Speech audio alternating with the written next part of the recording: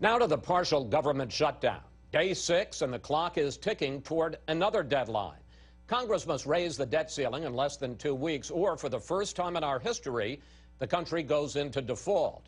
Joining me now, the Secretary of the Treasury, Jack Lewin. Mr. Secretary, welcome back to Fox News Sunday. Good to be with you, Chris. This week, both you and the President seem to be trying to panic the markets about both raising the debt ceiling and the government shutdown, saying that they should be more concerned. Here's the President. I think this time's different.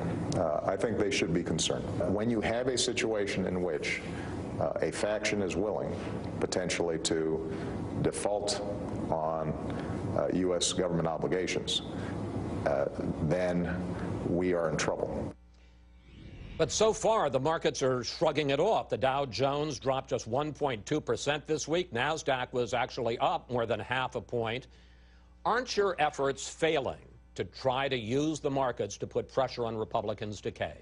You know, Chris, it's my job to try to make sure we strengthen the economy, and I spend every day trying to do that. That's why it's so important for Congress to act, to open up the government, to make sure we can pay our bills. There's no question but that if we were to have the unthinkable happen and have the United States default, it would cause real problems. The only question is how serious the problems would be, and there's a kind of range of how bad the consequences are. But why would anyone want to do that to the American economy at a time when the American people are showing their resilience, recovering from the worst recession since the Great Depression? You know, and this is not a new issue. I'm going to quote to you from something President Reagan wrote to Congress, or said to the country, back in 1983. The full consequences of a default, or even the serious prospect of the default by the United States, are impossible to predict and awesome to contemplate. Denigration of the full faith and credit of the United States would have substantial effects on the domestic financial markets and on the value of the dollar and exchange markets. That was President Reagan. Well, let me quote you, because the Treasury Department issued a report late this week that said a possible default would be, quote, catastrophic. Here's what your own Treasury Department report said. Credit markets could freeze, the value of the dollar could plummet, U.S. interest rates could skyrocket, and there might be a financial crisis and recession that could echo the events of 2008 or worse. On the other hand, the Fed continues to pump money into the economy. Given that, what's the likelihood that a default would be catastrophic? Look, Chris, the good news is there's a majority in Congress that's ready to do the right thing, that's ready to vote to reopen the government, question, not a political and that's ready to avoid the kind of unthinkable problems that happen if the United States, for the first time since 1789, willfully defaults on the good full faith and credit of the United States. I don't think there are serious people who think that the consequence is minimal.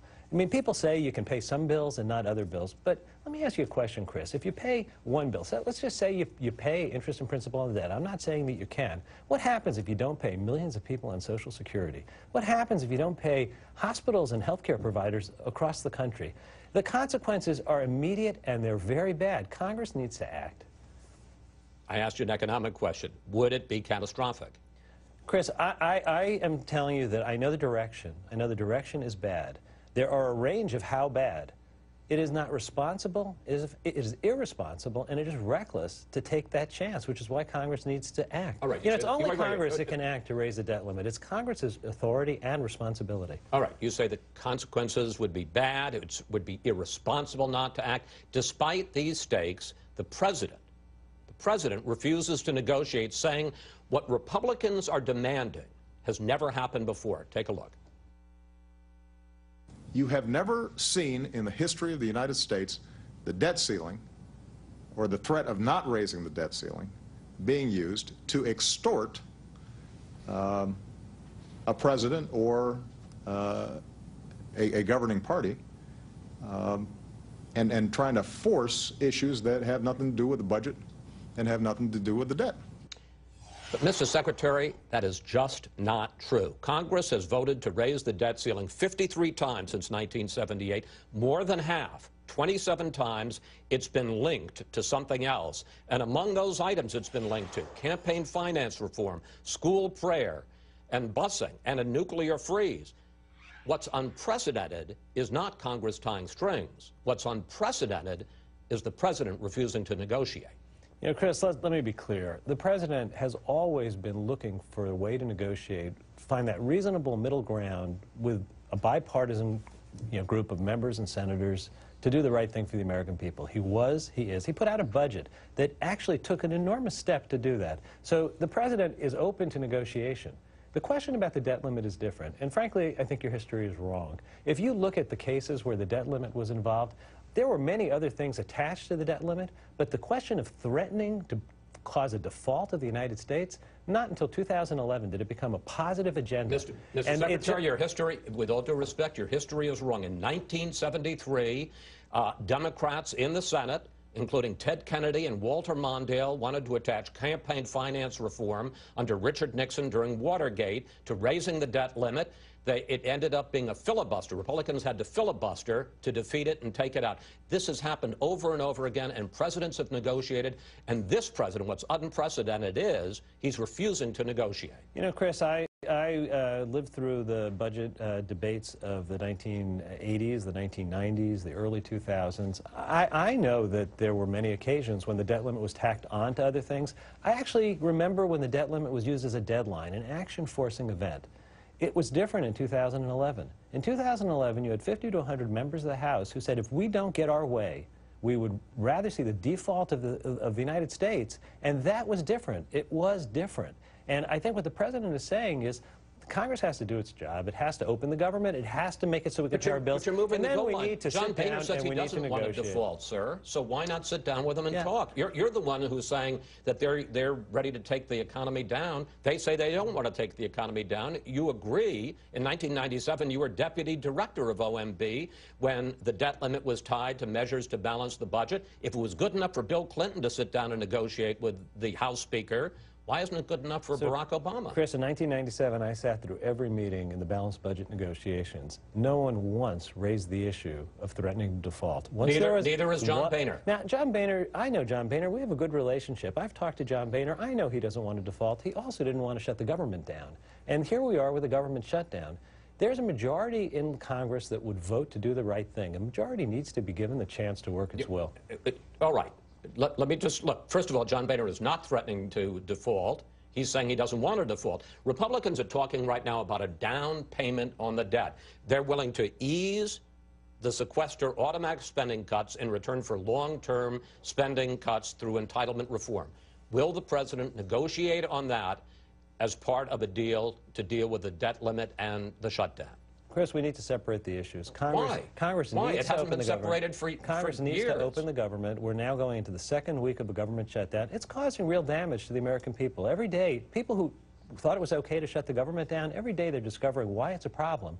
You can't fix this by discovering a problem here and there. Congress needs to do its job. So you're saying the president would refuse to negotiate over a debt solution? Chris, it's solely Congress's job to pass a budget. They have to pass a budget. I just want to ask a question. Are you refusing? Are you saying the president is refusing to negotiate, pay our sir? bills? I'm saying the president wants to negotiate. He wants to negotiate in good faith. Negotiate on the debt limit. And Chris, Congress needs to do its job, and we then need to negotiate. The president has taken many steps over the last several years to show his willingness to negotiate. He's done it with Democrats saying he's too eager to negotiate. Now, Republicans have not come forward and made comparable movement. If we were in a place a year ago or 2 years ago where everything was on the table, where entitlement reform and tax reform were equally on the table as part of a solution, we wouldn't be where we are now. We came forward. We were willing to do entitlement reform. Well, the Republicans need to come forward as well. Since you say that the possible results could be so, in the words of your report, catastrophic, will the president accept a short-term extension to fund the government and raise the debt limit so you can have talks about the debt? Look, Congress will have to make a decision what they do. I can tell you that the American economy would be well served by getting some stability and some certainty. These manufactured crises and this brinksmanship over and over again is bad for the economy. It's hurt. You know, we're the world leader. We are the strongest, deepest economy in the world. Our currency is the world's reserve currency. Since 1789, people have depended on the United States for that kind of stability.